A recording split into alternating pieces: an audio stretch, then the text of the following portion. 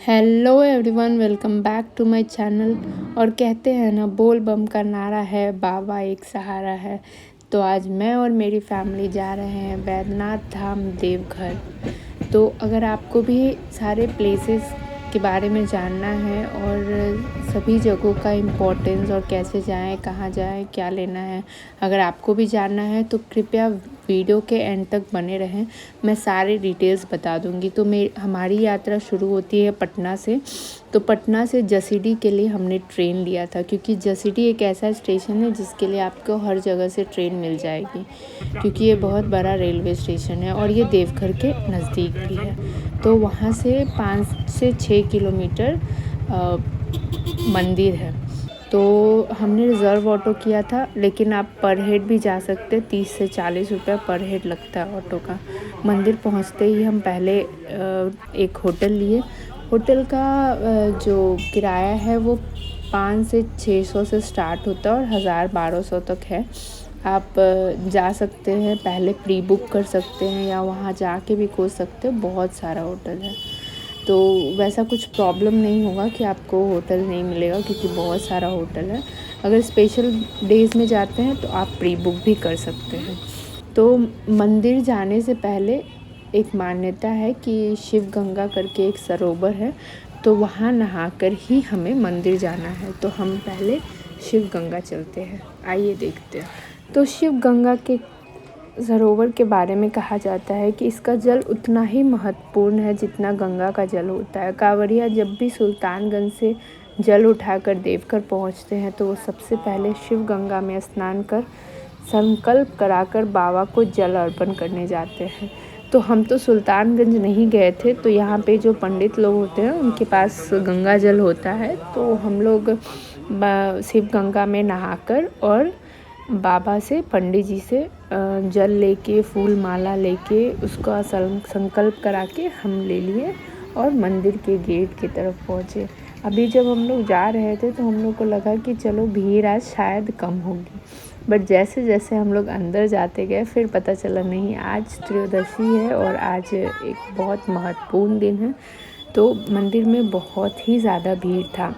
तो 2-3 बातें ध्यान रख सकते हैं व्यूअर्स आप लोग कि अगर कुछ स्पेशल डेज़ हैं, जैसे श्रावण है या फिर शंकर जी का कोई स्पेशल डे है, तो अगर आप ट्रैवल करने का सोच रहे हैं और 4-5 साल से छोटे बच्चे हैं या फिर ओल्ड एज वाले लोग आपके साथ ट्रैवल कर रहे हैं, तो ट्रैवल करना अवॉइड करें, क्योंकि मंदिर में बहुत ही ज़्यादा भीड़ होता है। जहाँ पे हम लोग जल ढालते हैं ना, वहाँ पे काफ़ी ज़्यादा भीड़ होता है। तो वहाँ पे बच्चों को या बूढ़े लोगों को दबने का डर है। तो कोशिश करें कि नॉर्मल डे में जाएं, रेगुलर डेज़ में जाएं, किसी स्पेशल डेज़ में ना जाएं। और अगर एक और चीज़ है कि अगर आप स्पेशल डेज़ में जाते हैं और आपके पास 7-8 घंटे, 10 घंटे लाइन लगने की क्षमता नहीं है, तो आप पहले ही पंडित जी को या अप्रोच कर सकते हैं वीआईपी लाइन के लिए। तो आपको उसमें 3 से 4 घंटे लाइन लगनी पड़ेगी, या कभी कभी डायरेक्ट भी आपको दर्शन हो सकता है। तो आप अपनी सुविधा के अनुसार कर सकते हैं, लेकिन सावन ये सब में आप मान के चलिए कि 6-7 घंटा आपको लग ही जाएगा। तो हम लोग जिस दिन गए उस दिन त्रयोदशी था, भीड़ बहुत ही ज़्यादा था। तो हम लोग को 7 घंटे लग गए लाइन में, उसके बाद ही हम लोग जल अर्पण कर पाए बाबा को। तो बाबा धाम या बैद्यनाथ धाम जो देवघर में है, देवघर झारखंड में, यह एक सिद्ध पीठ है। तो इस कारण यहाँ के लिंग को कामना लिंग भी कहा जाता है। यह एक अत्यंत पवित्र और भव्य मंदिर है। पार्वती माता का भी मंदिर है, जो कि पवित्र लाल रस्सी से बंधा हुआ रहता है। और कहा जाता है कि हर वर्ष सावन के महीने में श्रावण मेला लगता है, जिसमें लाखों श्रद्धालु बोल बम का जयकारा लगाते हुए बाबा भोलेनाथ के दर्शन करने आते हैं। ये सभी श्रद्धालु सुल्तानगंज से पवित्र गंगा का जल लेकर लगभग 100 किलोमीटर की अत्यंत कठिन पैदल यात्रा कर बाबा को जल। तो हम शिव गंगा में नहाने के बाद लगभग 1 बजे लाइन लगाना शुरू किए थे और अभी बज रहे हैं शाम के 6:30। तो अब हमारी लाइन ऑलमोस्ट ख़त्म होने वाली है। आप देख सकते हैं कि दोपहर के लाइन लगाते हुए अब रात हो गया है, मतलब शाम हो गया है और सारे मंदिर के आसपास का जितना लाइट है वो सब जल गया है और भीड़ काफ़ी ज़्यादा है। मतलब बहुत शाम तक लोग एंटर करते गए और यहाँ पे बहुत अच्छे से ढोल बाजे बज रहे हैं, लोग बोल बम का नारा लगा रहा है और पता ही नहीं चला कि 6-7 घंटे हम लाइन में कैसे खड़े रह गए। और बीच बीच में बैठ भी सकते हैं क्योंकि उतना देर खड़ा रहना कभी कभी किसी लोगों के लिए पॉसिबल नहीं होता है। तो अब ऑलमोस्ट हम पहुंचने ही वाले हैं। पहुंचते ही वहाँ पे वीडियो या फ़ोटोज़ लेना अलाउड नहीं है, तो हम पहुंचते ही पहले अंदर जाते हैं और बाबा को जल अर्पण करते हैं। जल अर्पण करने के बाद बाहर निकल के आप धूप बत्ती दिखा सकते हैं, आरती कर सकते हैं और आप देख सकते हैं त्रयोदशी की वजह से कितनी ज़्यादा भीड़ है। काफ़ी संख्या में लोग उस दिन आए हुए थे मंदिर।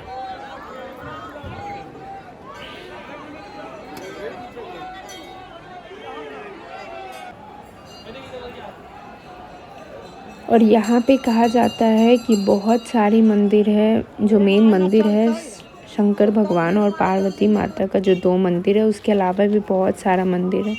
तो अब हम मंदिर से बाहर निकलते हैं। मंदिर से बाहर निकलते ही आप देख सकते हैं कि पेड़ा गली है, आप वहाँ से पेड़ा ले सकते हैं या फिर अगर आप बासुकीनाथ जाने का सोच रहे हैं तो वहाँ जाने के रास्ते में एक जगह आता है जिसका नाम है घोड़मारा, तो आप वहाँ से भी पेड़ा खरीद सकते हैं।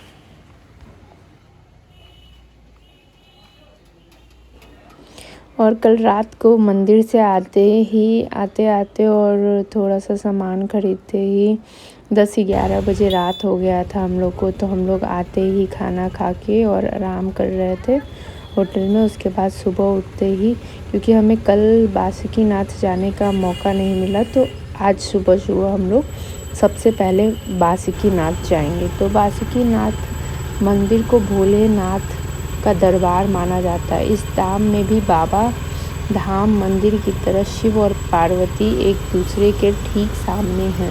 बासुकीनाथ मंदिर बाबा धाम मंदिर देवघर का एक छोटा सा प्रारूप जैसा है। यदि कोई भी आप लोग बाबा धाम देवघर जाने की योजना बना रहे हैं तो बासुकीनाथ मंदिर धाम भी आपको अवश्य जाना चाहिए। कहा जाता है कि बासुकीनाथ अगर आप जाते हैं तभी आपकी बैद्यनाथ धाम की यात्रा पूरी होती है। तो ये जो बासुकीनाथ मंदिर है वो झारखंड के दुमका ज़िले में स्थित है और यह दुमका राजमार्ग पर स्थित है। देवघर से लोग 45 किलोमीटर और दुमका से लोग 25 किलोमीटर उत्तर पश्चिम में हैं। तो हम लोग 45 किलोमीटर 45 किलोमीटर वहाँ से जाते हैं। ये नज़ारा बहुत ही अच्छा है क्योंकि यहाँ से हम लोग को त्रिकुटी पर्वत देखने को मिल रहा है। तो हम लोग बासुकीनाथ मंदिर में दर्शन करने के बाद 2-3 जगह और जाएंगे जिसमें त्रिकुटी पर्वत भी है, तो उसके बारे में हम बाद में बात करेंगे। बट अभी बासुकीनाथ के बारे में बता देते। तो अगर आप ऑटो से जाते हैं तो आपको 1 से 1.5 घंटा लगेगा, मान के चलिए, और 45 किलोमीटर ये मंदिर है। और यहाँ पे भी भीड़ उतना ही ज़्यादा होता है जितना बैद्यनाथ धाम के मंदिर में है। तो आप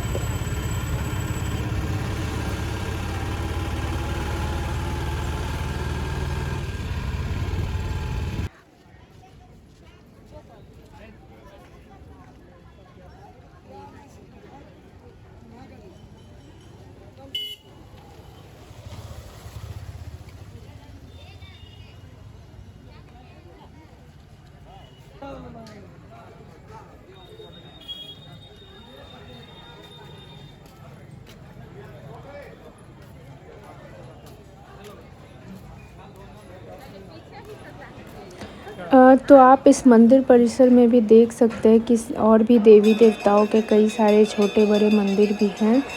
और इस मंदिर में भी यात्रा करने के लिए साल भर लोग आते हैं, लेकिन सावन महीने में विशेष तरह से लोग दर्शन करने आते हैं। और क्योंकि कल जब हम लोग दर्शन किए थे बाबा धाम में तो वो त्रयोदशी था और आज चतुर्दशी था, तो आज का भी इम्पोर्टेंस बहुत ही ज़्यादा था, तो उस वजह से भीड़ बहुत ही ज़्यादा था। तो सबसे पहले हम लोग गए और जल का संकल्प किए। पंडित जी ने जल का संकल्प करा है और आप देख सकते हैं कि कितना ज़्यादा भीड़ था। इसी भीड़ में हम लोग भी गए और जल अर्पण किए। और यहाँ भी सेम चीज़ अप्लाई होता है। जो एंट्रेंस है जहाँ से आप लिंग के पास, शिवलिंग के पास अंदर जाते हैं, वहाँ वो बहुत छोटा जगह है। तो अगर आपके पास बच्चे हैं, छोटे बच्चे हैं या बूढ़े लोग हैं, तो उनको स्पेशल डेज़ में मत लेके जाया करें, क्योंकि बहुत ज़्यादा भीड़ होता है। मेरी दादी खुद एक पहले के गेट तक ही जाके, और भीड़ इतना ज़्यादा था, लोग इतना ज़्यादा मतलब कि इधर उधर कर रहे थे कि अंदर जाना संभव नहीं था। तो हम लोग तो अंदर गए जल ढार के और फिर बाहर निकल गए। और ये बाहर है, यहाँ पे जल ढारने के बाद हम लोग खाना खाएं। और ये अचार का दुकान है और यहीं से हम लोग ने चूड़ा और मकुंदाना जो प्रसाद लेना होता है ना, तो वो सब ले लिए। और अगर आप देवघर में पेड़ा गली में अगर आप पेड़ा ख़रीद लिए हैं तो ठीक है। अगर आप और अच्छा पेड़ा ख़रीदना चाहते हैं तो घोड़मारा करके जगह आता है रास्ते में, वापस देवघर जाने के रास्ते में, तो आप वहाँ से पेड़ा ख़रीद सकते हैं। वहाँ का पेड़ा बहुत ही अच्छा है।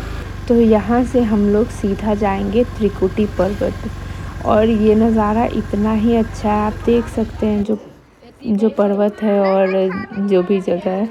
और यहाँ पहुँचते ही हम लोग जैसे ही ऑटो से उतर रहे थे तो हम लोगों ने देखा कि बहुत सारे बंदर हैं। और ना वहाँ पे मतलब कि इतना डर लग रहा था, क्योंकि हम लोग का इतना सारा सामान रखा हुआ था ऑटो में। तो ऑटो वाले ने बोला कुछ खाने पीने का सामान ऊपर ना रखें, नहीं तो वो बंदर चढ़ के और खा लेंगे और हम मना भी नहीं कर पाएंगे। और यहाँ पे बहुत सारे गाइड भी मिल रहे थे। अगर आपको गाइड के थ्रू जाना है, जैसे क्योंकि बंदर बहुत रहते हैं तो काटने या फिर आपके हाथ से कुछ सामान छीन सकते हैं, तो अगर आपको गाइड को लेना है तो आप गाइड ले सकते हैं। बट ज़्यादा ऊपर नहीं चढ़ना है, मतलब पहाड़ बहुत ज़्यादा ऊपर नहीं है। तो आप चाहे तो आप लोग ऐसे भी जा सकते हैं, बस एक स्टिक ले लें और मारना नहीं है, बस आप रखे रहें, ताकि अगर आपके पास बंदर आते हैं तो आप उनको मतलब कि रोक सकते हैं आपको काटने से।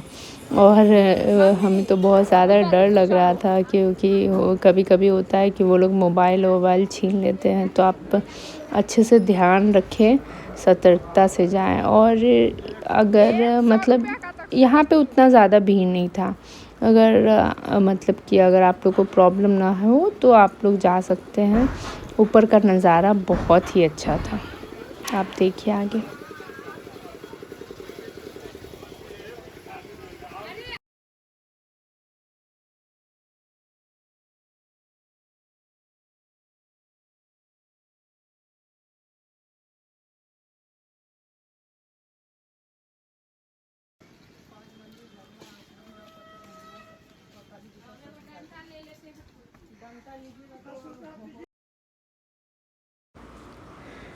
तो यही रास्ता है। तो यहाँ से सीढ़ियों से हमें ऊपर जाना है और ऊपर बहुत सारे मंदिर है, शंकर जी, पार्वती जी का।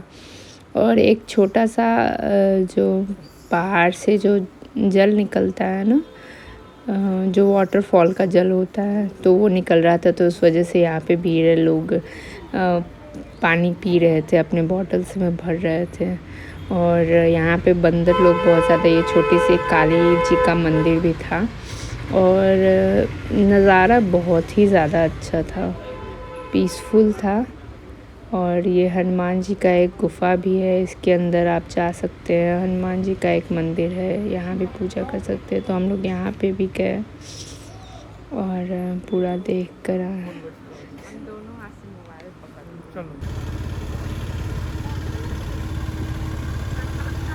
त्रिकुट पहाड़ लोकप्रिय रूप से त्रिकुट पहाड़ या त्रिकुट हिल या पर्वत के नाम से जाना जाता है। देवघर के सबसे रोमांचक पर्यटन स्थलों में से जाना जाता है। यहाँ ट्रेकिंग, रोपवे, और अदर्स एडवेंचर्स भी कर सकते हैं। त्रिकुट पहाड़ियों की 3 मुख्य चोटियाँ हैं। इस 3 नाम का मतलब है 3 हिंदू देवताओं ब्रह्मा, विष्णु और महेश शिव के नाम पर है। तीनों में से 2 चोटियाँ पर्यटकों के लिए खुली होती हैं। त्रिकुट पहाड़ के दर्शन करने के बाद हम लोग सीधा तपोवन चलते हैं। तपोवन जो है वो कहा जाता है कि वहाँ पे द्रोणाचार्य ने इस क्षेत्र में तपस्या की थी। तपोवन मूल रूप से गुफाओं और पहाड़ियों की श्रृंखला है जो देवघर शहर के बाहरी इलाके में स्थित है। तपोवन अपनी प्राकृतिक सुंदरता और आध्यात्मिक महत्व के कारण पर्यटकों और तीर्थयात्रियों दोनों में प्रमुख आकर्षण है। तपोवन हिल देवघर शहर से 10 किलोमीटर दूर स्थित है। यह पुराने दिनों में योगियों और ऋषियों के लिए एक ध्यान स्थान तपोभूमि था। तपोवन पहाड़ के पास एक और रोमांचक स्थान है जो कि हम लोग घूम के आए हैं, वो है त्रिकुट पर्वत। तपोवन स्थानीय लोगों के लिए लोकप्रिय ट्रैकिंग और पिकनिक स्पॉट है। आप सीढ़ियों से 30 मिनट के भीतर पहाड़ी की चोटी तक पहुंच सकते हैं।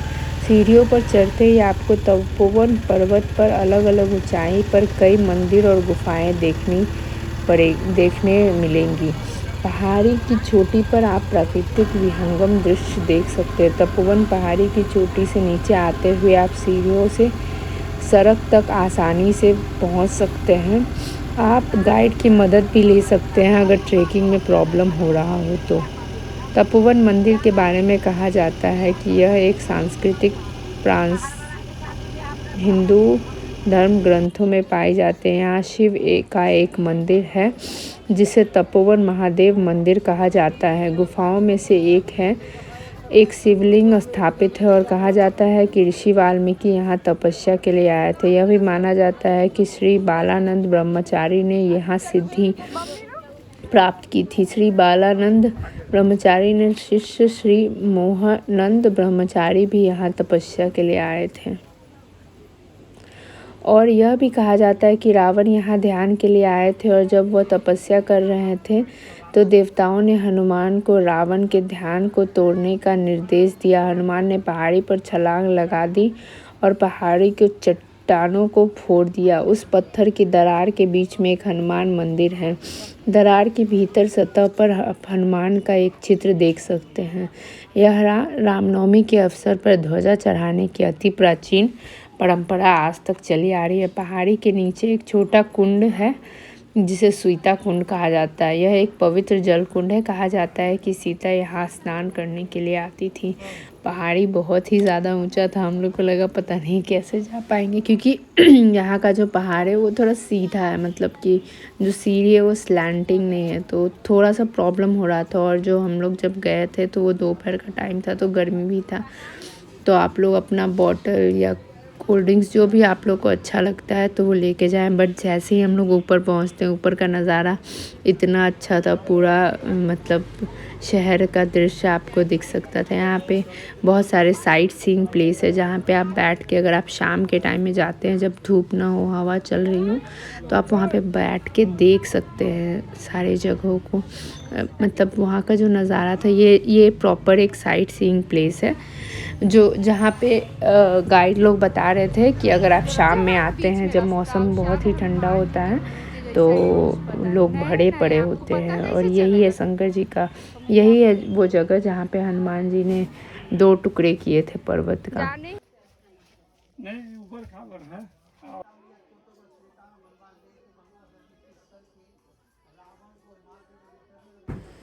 और यहाँ से हम लोग फिर सीधा नीचे जाते हैं और हमारी सवारी चली नौलक्खा मंदिर के दर्शन को। नौलक्खा मंदिर में एक कृष्ण जी का मंदिर है और बंगाल की एक महारानी ने उसे बनाया था। तो वो मंदिर बहुत ज़्यादा सुंदर है। तो आइए उसके बारे में जानते हैं। यह मंदिर 1.5 किलोमीटर स्थित है बाबा बैद्यनाथ के यहाँ से। तो अगर आप बासुकीनाथ से वापस देवघर की तरफ आते हैं तो आपको रास्ते में ये मंदिर मिलेगा। यह मंदिर बेलूर में रामकृष्ण मंदिर की तरह दिखता है। इसके अंदर राधा कृष्ण की मूर्तियां हैं। इसकी ऊंचाई 146 फीट है। मंदिर के निर्माण में खर्च की गई राशि लगभग 9 लाख रुपए थी उस समय, तो इसलिए इसका नाम नौलखा मंदिर रखा गया। यह राशि रानी चारुशिला द्वारा पूरी तरह से दान दी गई थी, जो पाथुरिया घाट किंग के परिवार कोलकाता से संबंधित थी। शुरुआती उम्र में उन्होंने अपने पति अक्षय घोष और बेटे जितेंद्र घोष को खो दिया था। मौत से पीड़ित उसने अपना घर छोड़ और संत बलानंद ब्रह्मचारी से मुलाकात की। उन्होंने इस मंदिर का निर्माण करने के लिए कहा था, और ये मंदिर वाकई में बहुत ही सुंदर है।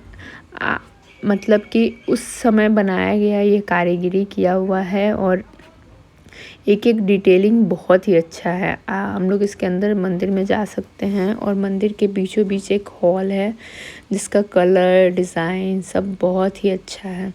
तो आइए देखते हैं।